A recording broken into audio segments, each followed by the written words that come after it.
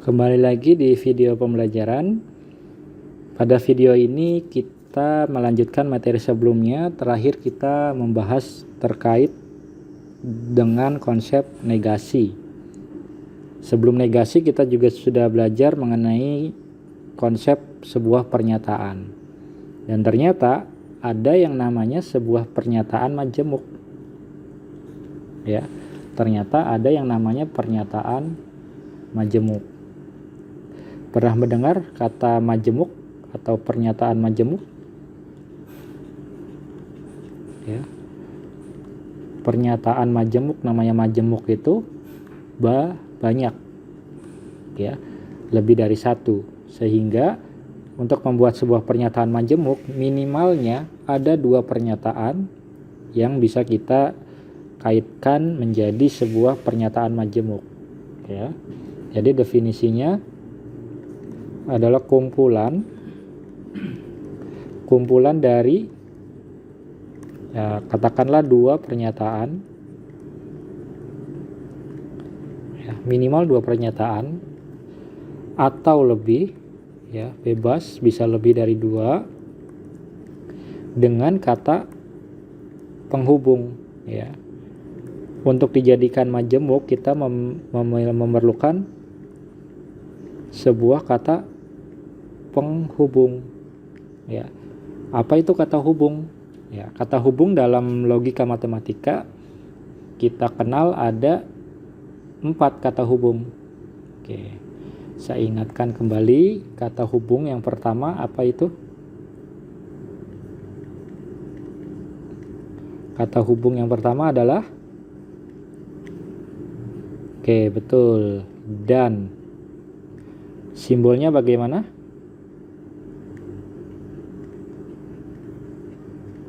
Simbolnya adalah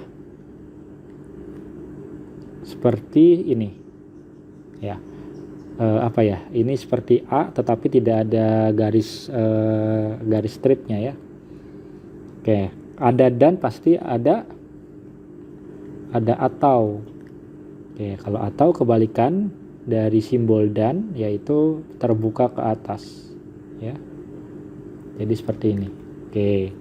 Kemudian ada yang lain yaitu jika maka ya. Ini disimbolkan seperti garis panah ya. Garis penunjuk seperti itu. Kemudian ada yang terakhir, yang keempat adalah jika dan hanya jika. Ya. Ini seperti lagu ya, jika dan hanya jika. Simbolnya seperti ini ya, seperti tanda panah, tetapi tanda panahnya itu adalah bolak-balik. Ya, seperti ini. Oke, itu adalah beberapa kata hubung dan simbol, dan mungkin ada yang namanya istilah yang lainnya. Nah, istilahnya misal pernah dengar istilah dari dan? Ya, ini istilah yang lainnya. Istilah dari dan itu adalah konjungsi, kemudian atau adalah disjungsi seperti itu. Oke, jika maka ini adalah implikasi, dan yang terakhir jika dan hanya jika adalah biimplikasi. Oke, seperti itu. Jadi misal kalau kita punya 2 pernyataan ya, katakanlah A dan B. Jadi untuk simbolnya adalah ketika itu adalah konjungsi maka A dan B, seperti itu. Ketika disjungsi A atau B, dan seterusnya implikasi adalah P maka Q, dan biimplikasi adalah P jika dan hanya jika ki, seperti itu. Ini mengenai pernyataan majemuk. Oke, ini minimalnya menggunakan dua pernyataan, dan nanti kedepannya mungkin bisa lebih dari 2 untuk membuat suatu pernyataan majemuk.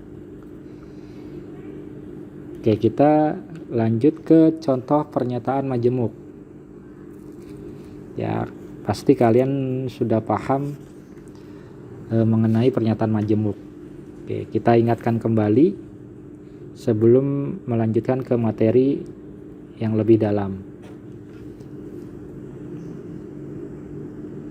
Kita merujuk atau melanjutkan kepada pernyataan, contoh pernyataan majemuk.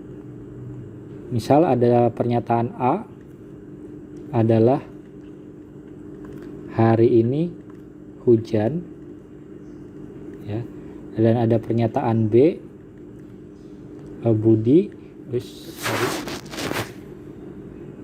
adalah Budi membawa payung. Oke, misal yang pertama dahulu untuk A konjungsi B. Konjungsi ini adalah identik dengan kata dan, maka kita gabungkan saja, ya. Hari ini hujan, ya, dan Budi membawa payung, ya. Gampang ya untuk konjungsi. Bagaimana untuk disjungsi? Disjungsi itu dan simbolnya adalah atau, seperti ini. Oke, kita buat sebuah pernyataan majemuknya adalah hari ini hujan atau Budi membawa payung, ya.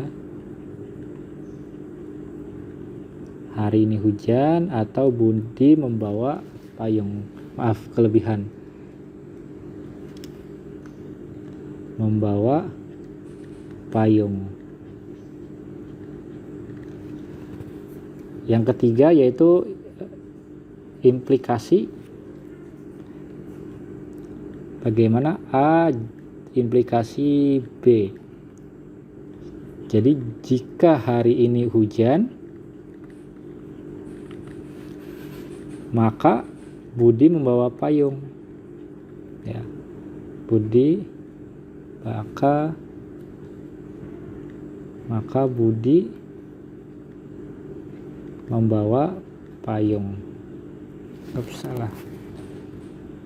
Budi membawa payung. Bagaimana jika B implikasinya?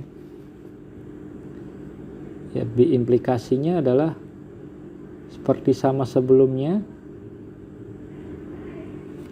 B implikasinya adalah tadi dengan identik dengan kata jika dan hanya jika. Jadi hari ini hujan jika dan hanya jika Budi membawa payung. Jika dan hanya jika, ya, Budi membawa payung. Budi membawa payung. Ya, ini adalah 4 contoh simple gampang untuk contoh untuk pernyataan majemuk dari 2 buah pernyataan. Silakan kalian pelajari kembali bagaimana membuat pernyataan majemuk.